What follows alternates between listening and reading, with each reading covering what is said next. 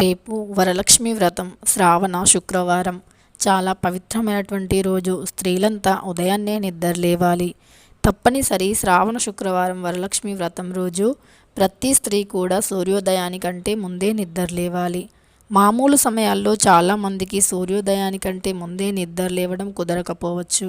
ఎందుకంటే ఇప్పుడు చాలామంది కూడా రాత్రంతా ఎంతో కష్టపడి ఉంటారు. మళ్ళీ ఉదయం 4 గంటలకి 5 గంటలకి లేవడం అంటే సాధ్యం కాకపోవచ్చు. ఇలా ప్రతిరోజు లేవడం సాధ్యం కాకపోయినా కేవలం వరలక్ష్మి వ్రతం రోజు మాత్రం ఇలా ఉదయాన్నే నిద్ర లేవాలి. ఎందుకంటే ఉదయం నిద్ర లేవడం, బ్రాహ్మీ ముహూర్తంలో నిద్ర లేవడం చాలా శుభ సూచకం అని శాస్త్ర పండితులు చెబుతున్నారు. కాబట్టి ఉదయాన్నే వరలక్ష్మి వ్రతం రోజు సూర్యోదయానికంటే ముందే నిద్ర లేచి ఇంట్లో పనులన్నీ పూర్తి చేసుకొని తప్పనిసరి ఇంటి బయట పెద్దగా అందంగా ముగ్గుని వేయాలి. అది కూడా బియ్యం పిండితో. ఇది శాస్త్రపరమైనటువంటి వచనం. అలానే గడపకి కూడా అందంగా పసుపుని రాయాలి నిండుగా. బియ్యం పిండితో ముగ్గులు వేసి కుంకుమ బొట్లను పెట్టాలి. ఇలా పెట్టడం వల్ల లక్ష్మీదేవి ఇంట్లోకి వస్తుంది అని, ఆర్థిక సమస్యలు తొలగిపోతాయని శాస్త్రం చెబుతుంది. అంతేకాదు ఇంటికి మామిడి తోరణాలు తప్పనిసరి కట్టాలి. ఇక పెళ్ళైన స్త్రీలు అలానే పెళ్ళి కాని స్త్రీలు కూడా ఈ వ్రతాన్ని ఆచరించవచ్చు. ఎవరు ఆచరించినా సరే కాళ్ళకి నిండుగా పసుపుని రాసుకోవాలి. పెళ్ళనే స్త్రీ అయితే మాత్రం నుదిటిన అలానే పాపిడలో కుంకుమను ధరించాలి. తరువాత ఎర్రటి చీరను కట్టుకోండి. వరలక్ష్మి వ్రతం రోజు ఎర్రటి లేదా ఆకుపచ్చ రంగు లేదా పసుపు రంగులో ఉండే దుస్తులను ధరించండి. చేతికి తప్పనిసరి మట్టి గాజులు ఉండాలి. అవి కూడా ఎర్రటివి అయినా ఆకుపచ్చవి అయినా పర్వాలేదు. తప్ప ఇతర నీలిరంగు కలర్లో ఉండే గాజులు, నలుపు రంగు కలర్లో ఉండే గాజులు వేసుకొని వ్రతాన్ని ఆచరించడం అస్సలు మంచిది కాదు అని శాస్త్రం చెబుతుంది. ఇక అదేవిధంగా పూజ కోసమని లక్షలు వేలు ఖర్చు పెట్టకుండా ఇంట్లో ఉన్న వాటితో సునాయాసంగా వ్రతాన్ని భక్తి శ్రద్ధలతో ఆచరించండి. అమ్మవారికి ఎర్రటి పుష్పాలు అంటే చాలా ఇష్టం. వాటితో పూజిస్తే లక్ష్మీదేవి కటాక్షం కలుగుతుంది. వీలైతే కమలం పూలు అమ్మవారికి చాలా ఇష్టం. కమలం పూలను లేదా తామర పూలను అమ్మవారికి సమర్పించండి. ఇలా సమర్పించి పూజను చేస్తే ఇంట్లో సిరి సంపదలు కలుగుతాయని, ఇంట్లో వారికి కోరికలు ఖచ్చితంగా తీరుతాయని, ఎలాంటి సమస్య వాటిల్లదు అని శాస్త్రం చెబుతుంది. అదేవిధంగా వరలక్ష్మి వ్రతాన్ని ముందుగా ముఖ్యం పూర్తి చేసుకోవడానికి మనకు ఉండవలసింది మంచి భక్తి, శ్రద్ధ, నియమం, నిష్ఠ. ఇవి ఉంటే సరిపోతుంది. వరలక్ష్మి వ్రతాన్ని ఈ వ్రతాన్ని ఆచరించేవారు వ్రతానికంటే ముందు రోజు కూడా భార్యాభర్తలు ఎలాంటి కలయికలో పాల్గొనకూడదు. వ్రతం రోజు కూడా అస్సలు కలయికలో పాల్గొనకూడదు. అంతేకాదు వరలక్ష్మి వ్రతం రోజు తప్పనిసరి ప్రతి స్త్రీ కూడా మధ్యాహ్నం వేళ నిద్రించకూడదు. చాలామంది ఉదయం నుండి పనులన్నీ చేసి అలసిపోయాం, వ్రతం పూర్తయింది కదా, కాసేపు పడుకుందామని అనుకుంటారు. కానీ అలా చేయకూడదు. అలా చేస్తే పూజకి ఫలితం రాదు అని శాస్త్ర పండితులు చెబుతున్నారు. అందువల్ల వరలక్ష్మి వ్రతం రోజు మధ్యాహ్నం వేళ నిద్రించకూడదు. అలానే వరలక్ష్మి వ్రతం రోజు ఉతికిన దుస్తులలో అంటే మనం సహజంగా పడుకునే ముందు వేసుకుంటాం కదా, ఉతికిన బెడ్షీట్స్ వంటి వాటిలో మాత్రమే కటిక నేలపైన నిద్రించాలి. అప్పుడు పూజకి మంచి ఫలితం లభిస్తుంది. ఎలాంటి దోషం ఉండదు. మీ కోరికలు 100% తీరుతాయి. ఇంత పవిత్రమైనటువంటి వరలక్ష్మి వ్రతం రోజు మరి పసుపు డబ్బాలో ఏది వేయాలో తెలుసుకుందాం. పసుపు చాలా పవిత్రమైనటువంటిది. పరిహార శాస్త్ర ప్రకారం అలానే శాస్త్ర ప్రకారం, సైన్స్ ప్రకారం ఏ విధంగా చూసుకున్నా పసుపుకి చాలా మంచి ప్రాముఖ్యత ఉంటుంది. పసుపు సౌభాగ్యానికి చిహ్నంగా చెప్పుకోబడుతుంది.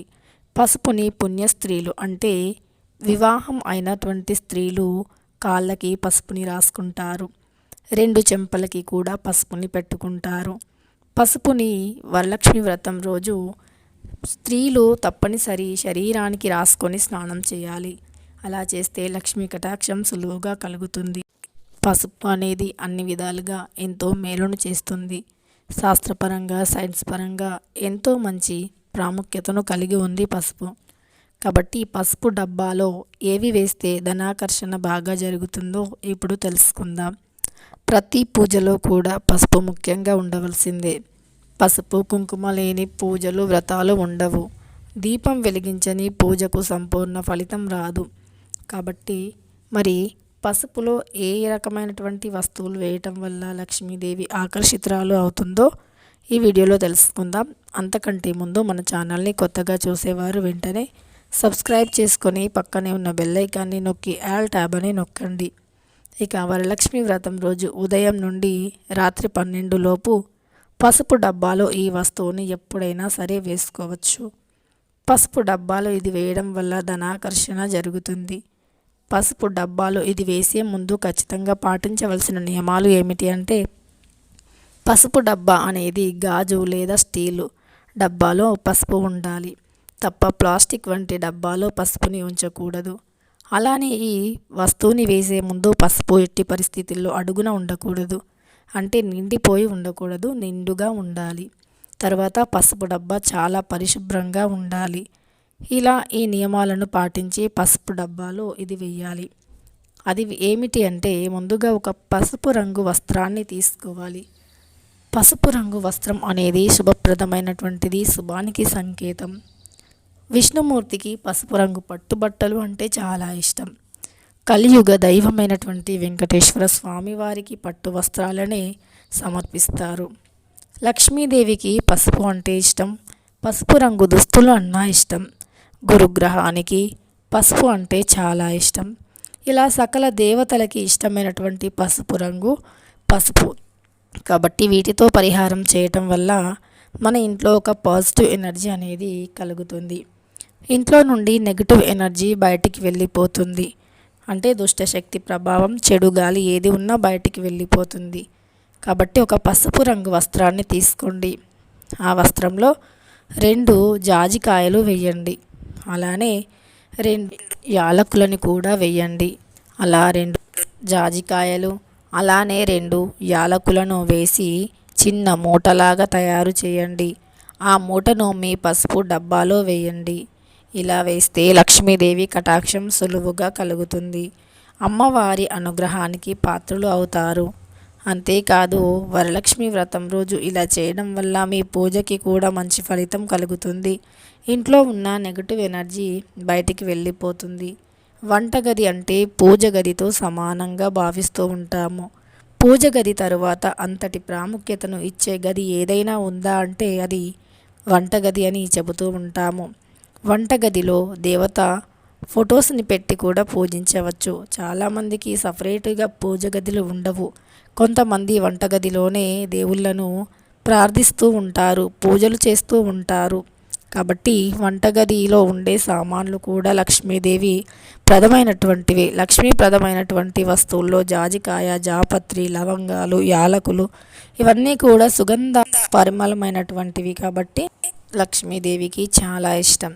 కాబట్టి జాజికాయలను అలానే 2 యాలకులను వేయటం వల్ల, పసుపు డబ్బాలో వేయటం వల్ల లక్ష్మీదేవి అనుగ్రహం కలుగుతుంది. నెగిటివ్ ఎనర్జీ బయటికి వెళ్ళిపోతుంది. పాజిటివిటీ అనేది వస్తుంది. ఇక వీడియో నచ్చితే లైక్ చేయడం మాత్రం అస్సలు మర్చిపోకండి.